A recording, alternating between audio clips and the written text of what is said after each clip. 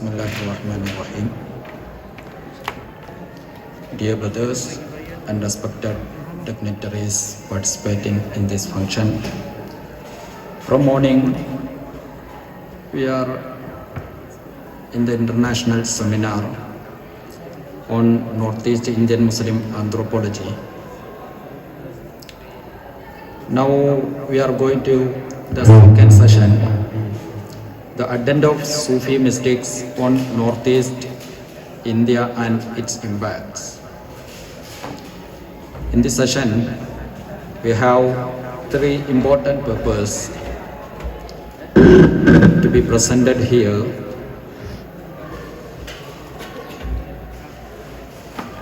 As an introductory remarks, I would like to put some word on this topic. We know Sufi science played an important role in the making of Muslim society in India, especially in Assam. The study of Muslim society here will never be complete without the study of their involvement and their contributions. Therefore, it is essential to study the life and activities of Sufis who were settled in Assam in different period of time.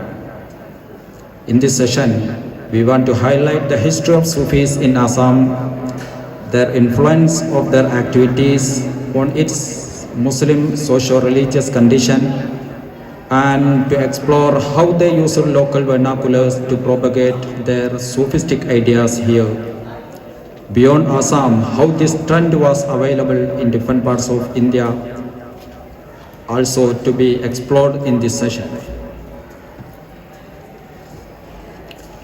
We know the soil of Assam, like other parts of India, also did not lag behind in welcoming the spiritual missions of Sufi science. Moreover, it is still proves a prospective center for the spiritual and practices of Sufism.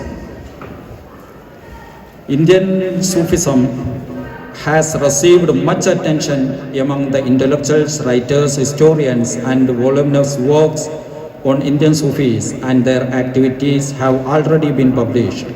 But unfortunately, scholars have not given due attention to the detailed accounts of Islamic religious developments as well as the life and activities of Sufi saints in Assam. However, when we study the Sufism in Assam, we come across many Sufi scholars, about 40 were lived in this land and contributed by their life and many important works. In this session, the important point to be discussed is the vernacularization of Islam and the role of Sufis, and Sufi literature and the vernacular involvements, Assam syncretic history, and the works of Azan Fakir. Here, I conclude. I would like to invite our panelists to present their topic here. Firstly,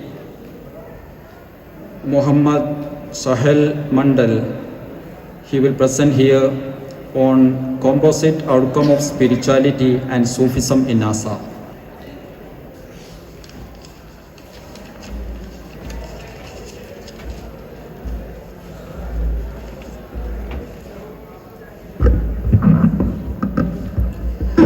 Assalamualaikum warahmatullahi wabarakatuh.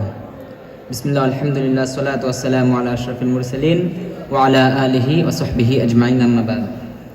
Honorable Chair of the session, respected judges, dear panelists, and all curious audiences, in this marvelous occasion of International Seminar on Northeast Muslim Anthropology, I, Sohel Mondel, from Darul Huda Islamic University, Bengal off campus, will put forth some outlines of my paper titled composite outcome of spirituality and Sufism in Assam, with a special reference to Azan Fakir, the pioneer of syncretism in Assam.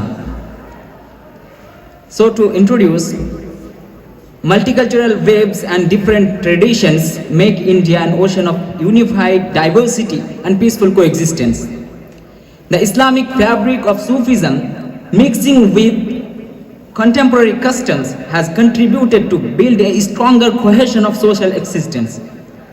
This amicable tradition of syncretism is boldly established in the history track of currently turmoil-torn northeastern states, especially in Assam. These regions erupt with fire of ultra-nationalism, or sometimes with hatred of alienation and minority discrimination. In contrast, it was a realm of interreligious and cultural mergence. How did it happen? In means of language, literature, arts, music and lifestyles, Sufis and Sadhus have made it possible. Zikr and Jari in Assam, Baul songs in Bengal, and loads of other vernacular gravities have left this influence. This paper will primarily seek on the catalyst of cultural changes that made the air calm and cool in northeastern India.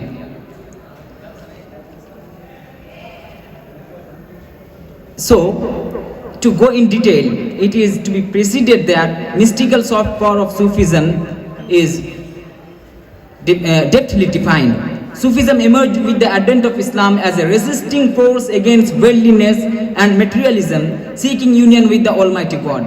Unparalleled to the contemporary society of hectic life, greed and enmity, Sufis wielded the inner qualities of love, forgiveness, equality, interfaith understanding and communal harmony for an ecstatic existence. Actually, Sufis are great promoters of secular society in India with cultural and religious assimilation.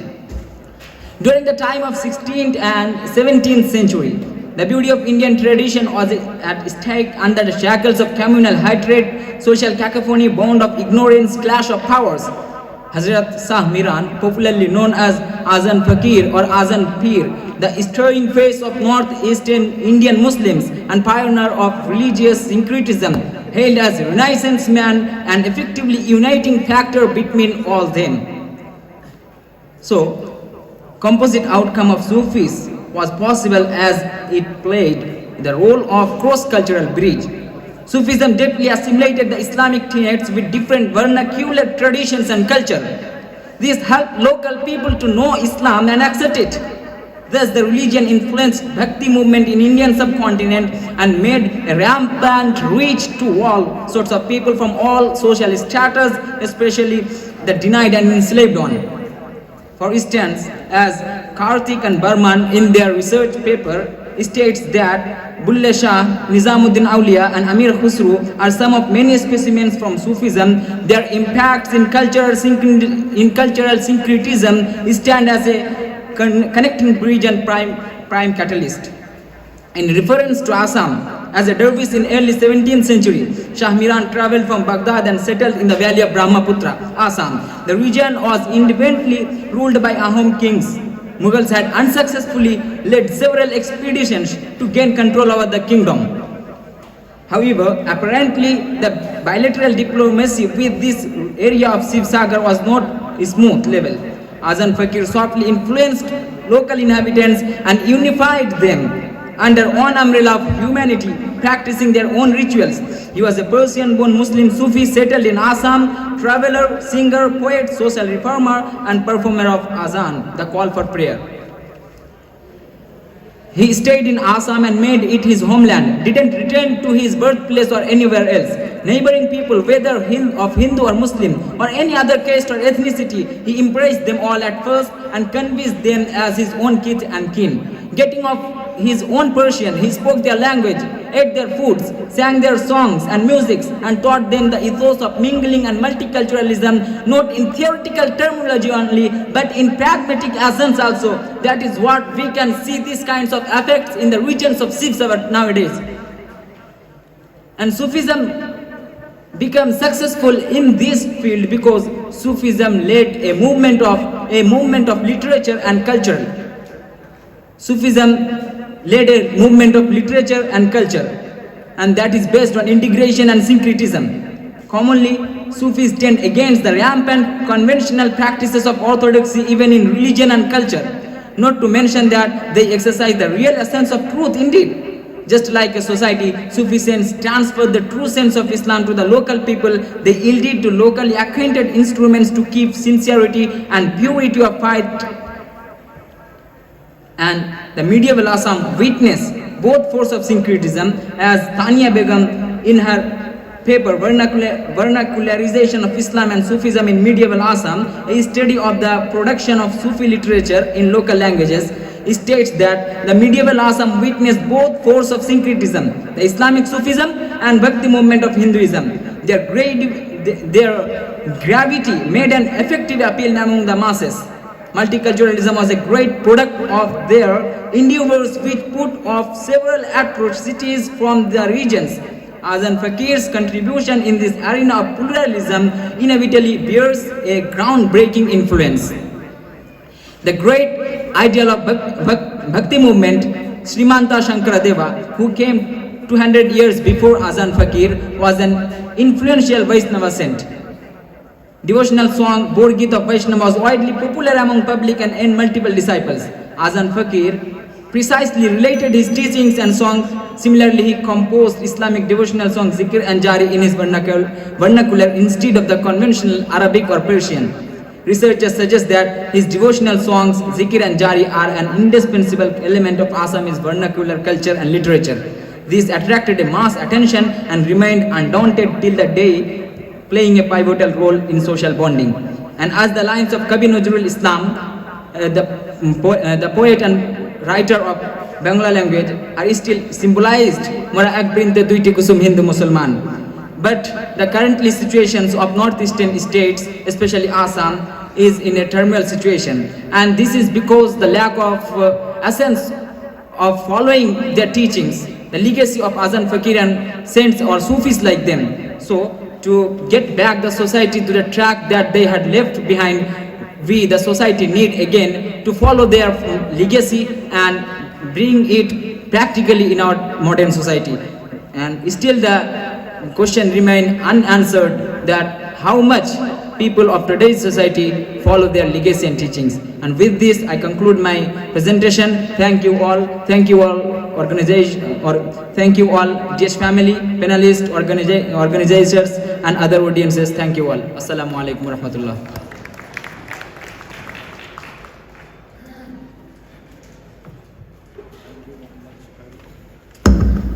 Thank you, Muhammad Sohel Mondel. Sharif Aktar will deliver the next paper of Fariduddin Ahmad, Fadilatul Sheikh Maulana Ahmad Ali Rahimahullah Khidmatuhu fil Islahi wa Tasawwuf.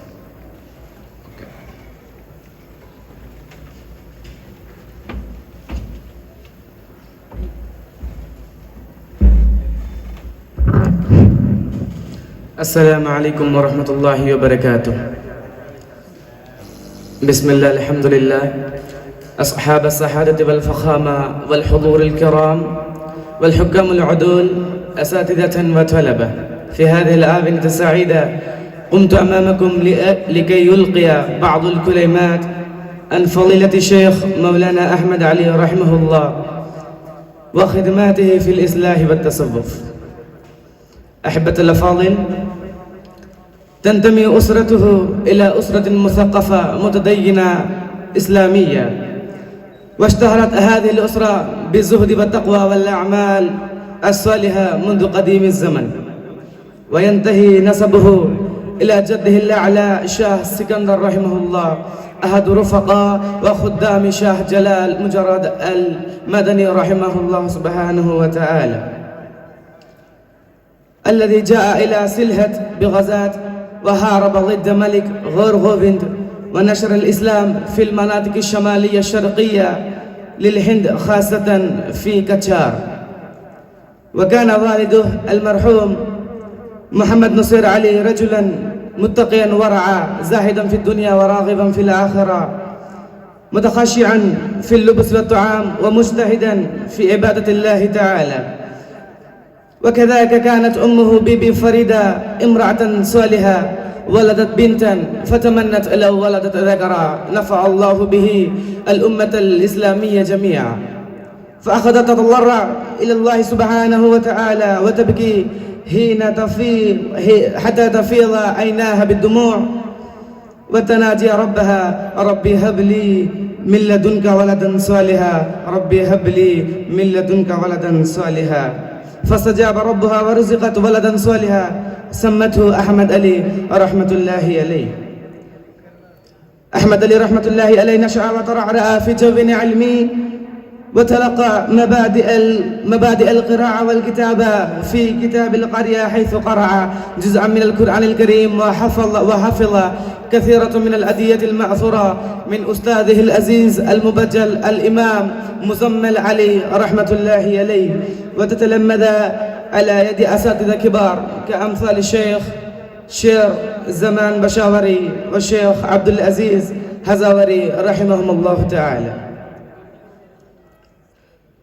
وانقطعت دراسته في الفترة ما بين عام 41 و900 وألف إلى عام 50 و900 وألف. في أثناء ذلك قام أحمد علي رحمه الله بخدمات لجمعية علماء الهند، واشتاق إلى أن يوسع معلوماته عن تلك المنطقة في اللغة البنغالية، ولهذا بدأ يتعلم اللغة البنغالية في تلك المنطقة،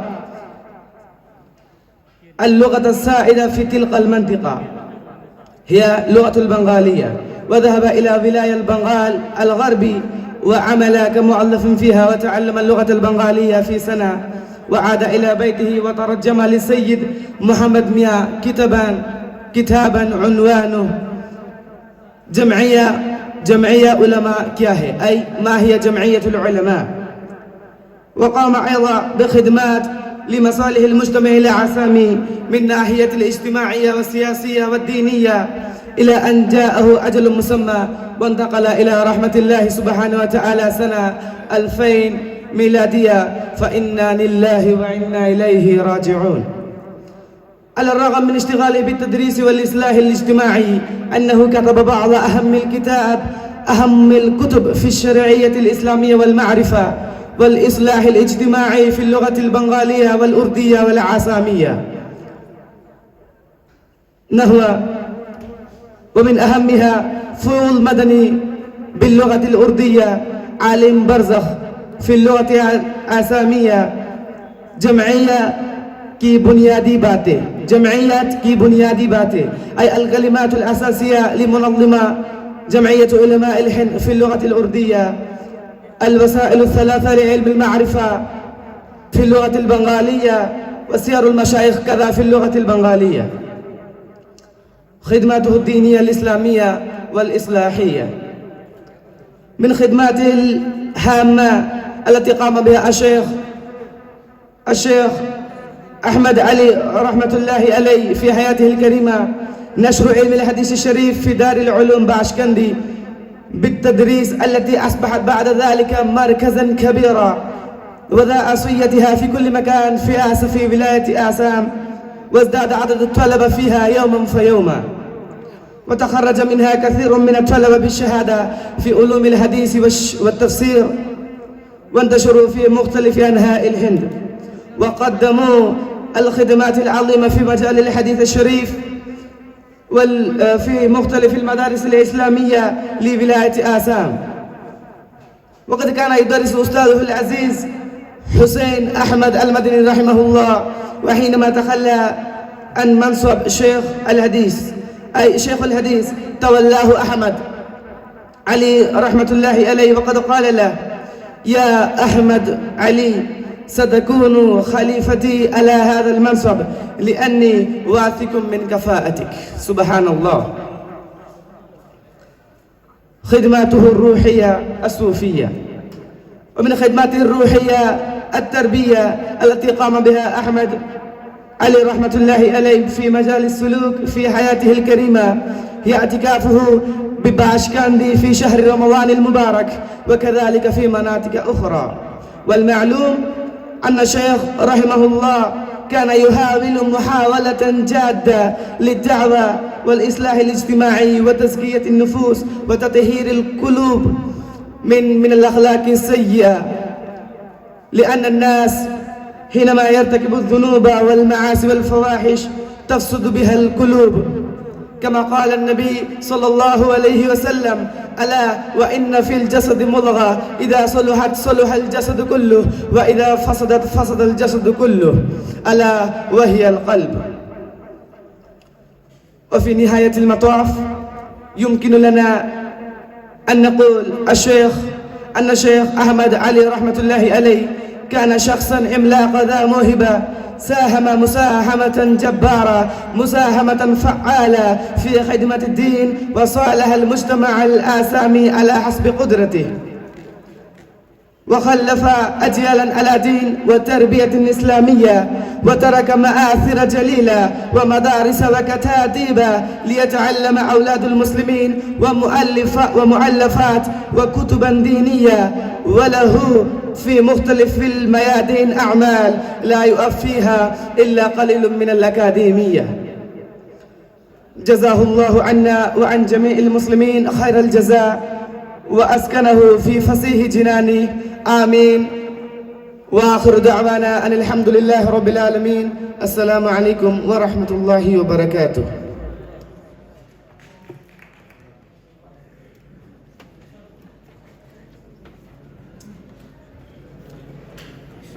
I invite Obaidul Hoque, degree final year student of this institution, to present his paper on Sufi impact in cultural syncretism in Northeast Indian history.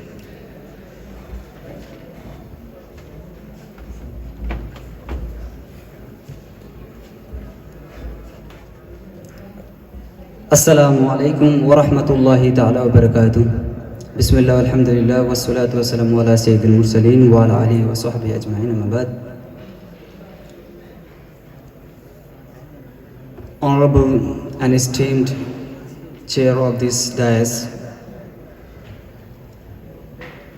honorable dignitaries on the dais and off the dais, judges and audience. Today,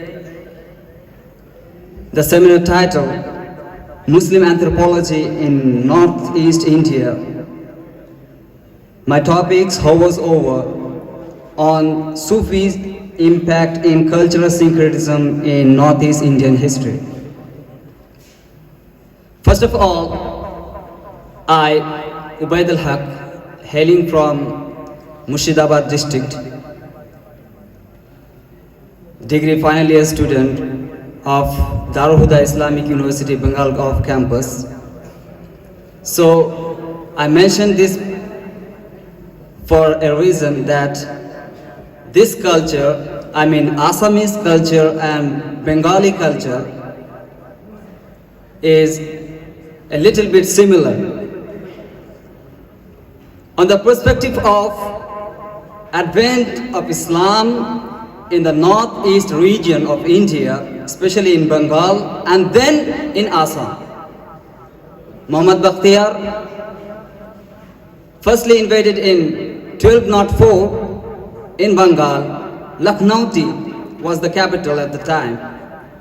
Then he came across to this region in, northern India. However, as the North Indian Muslim have their iconic figure, the main role body of this seminar, Azan Pir Shah Miran.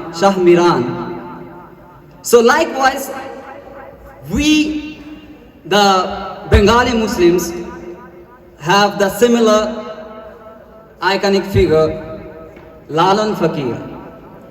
Many of you may have heard about this. Lalan Fakir wrote a lot of poems, and that's we Bengali Muslims are called them, and Bengali people are called them as Baul Gan. So we have a magnificent writer, poet, a revolutionist, Kavi Nazrul Islam. He said and stated the same lines that Mora akbinde Hindu Muslim Muslim tar nayan mune Hindu tar pran. So we are the same branches of the same tree.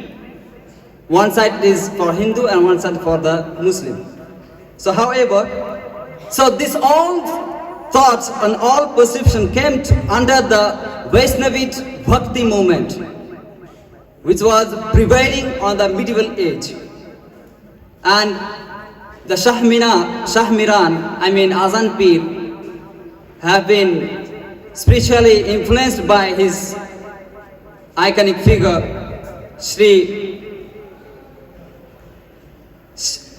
Shankaradeva. So as you have this iconic figure, we also have an iconic figure in our Bhakti movement. We call him Sri Chaitanya Dev of Nadia district.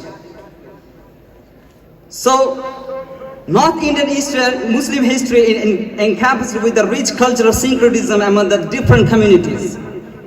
North Indian region, especially Assam, have been a cradle of Sufis practice and Sufis influence, who evolved a composite culture, assimilating diverse religious dogmas, doctrines, and advocating the universal brotherhood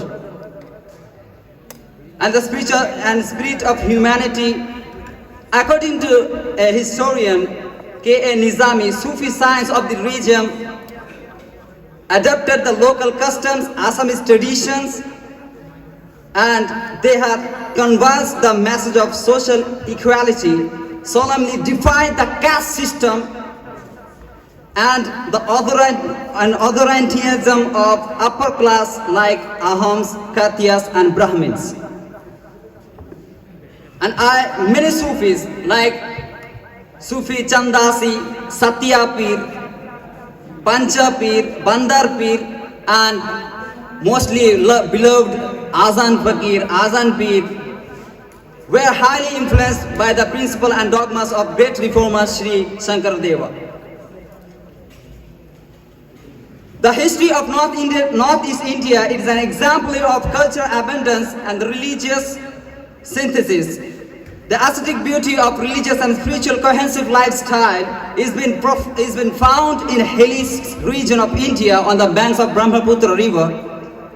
Though recently political scenario of this region has taken a paradigm shift from syncretistic ambitions to the pervading iconoclasm among the people of different grades, but in fact, the reality is itself bear an egalitarian cultural heritage for past many centuries.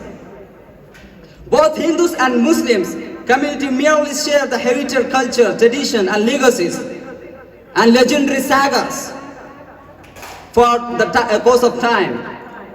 The entire Muslim population of Assam can be classified in 4 categories. First, the Assamese Muslim, who settled after the Islamic conquest. Secondly, the new Assamic Muslim, we say them Bhatia Muslims. And thirdly, the Muslim of Chachar or the Barak Valley. And third and fourthly, the Bihari or North Indian Muslim who settled for the trading purpose. The pilot drive of religious synthesis on this region is the consecutive efforts and religious movements of Sufi science like faqirs and scholars for both communities in the medieval history, not in the modern history. So there are so many things to be discussed and to be evolved, and the most interesting and fascinating fact that I have found on my research paper that Shihabuddin Talish, not in his book, Hindu-Muslim amity in Kamrup land reflects many historical occurs, and most astonishing factor of Assam in Hindu-Muslim syncretism is that Assam is the only one place in India wherein Hindu people are eating food cooked by the Muslim cooks. So it's really quite astonishing fact for the religious syncretism in this North Indian region. So we have to keep with this, and we have to follow this, our ancestral legacies and legendary sagas of religious syncretism. May Allah bless us all. I conclude here. Assalamu alaikum.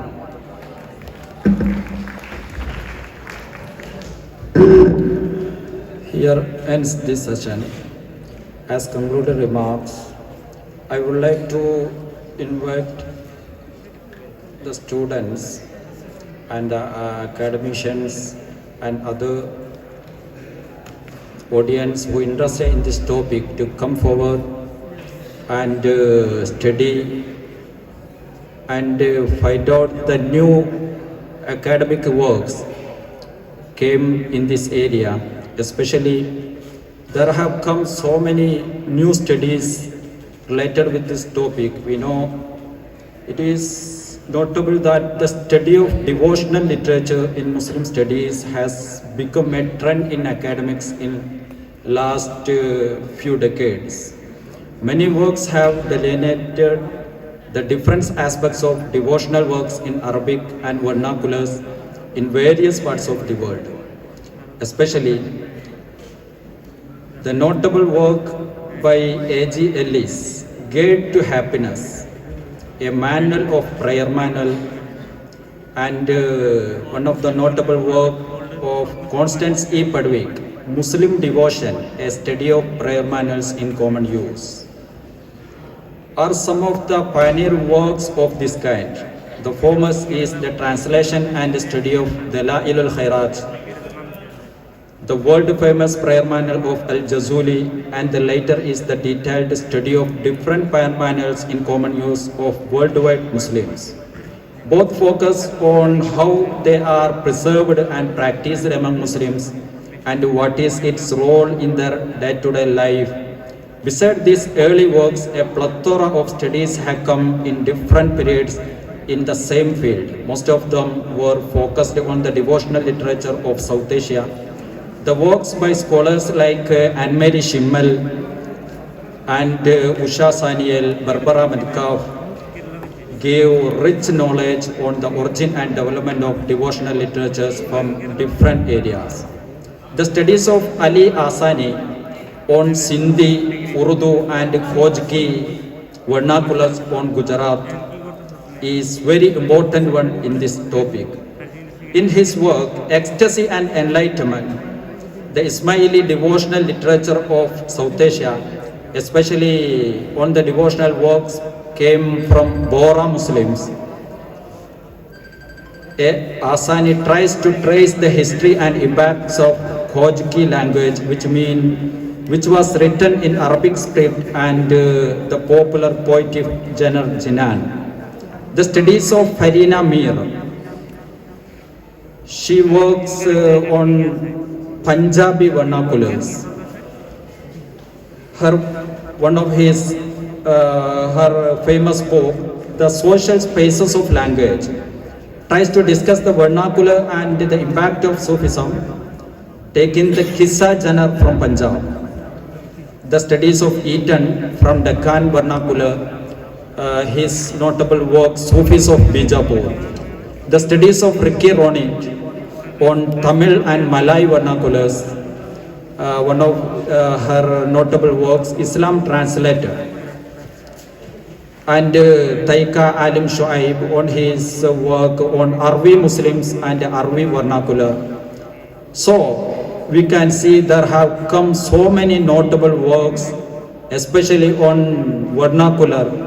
The Sufis used to write and share their Sufistic ideas in from different parts of India. It is interesting to know that most of the vernaculars were written in Arabic script and came to extent inspired by Sufism. Also, in the case of Kerala, the impact of devotional literatures in Arabic and Arabic Malayalam language on Mapala Muslims of Kerala also is another interesting topic to be provided sufficient attention in this case. Muhyiddin Mala of Kali Muhammad and the works of Kunyain Musliar are very important sophistic works in Malabari local vernacular, just composed in the time or prior the time of Azan Fakir. It would be interesting to do a comparative study between the works of Qazi Muhammad and Kunyain Musliar of Malabar and their works between the works of Azan Fakir of Assam. There are so many similarities in their language, contents, and hundreds of prayer manuals like Maulid, Ratib, Ajkar have been produced, especially by Sufi scholars of Kerala, also to be studied in this juncture.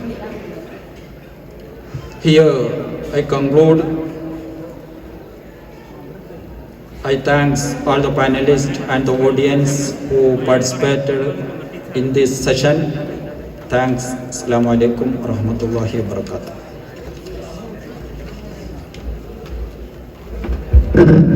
Thank you very much, sir, for the profound vision represented before the audience, and it was a beautiful session.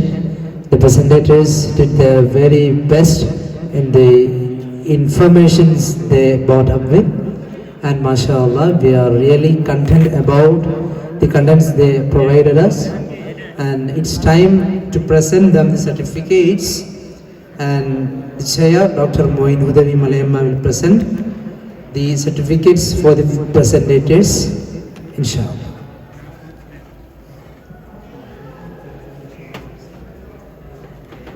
MD Sohel Mondel from Bengal of campus, Darul.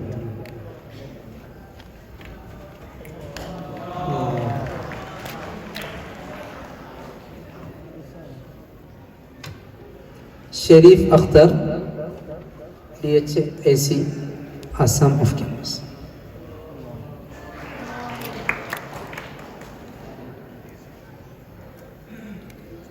Obaidul from Bengal of campus.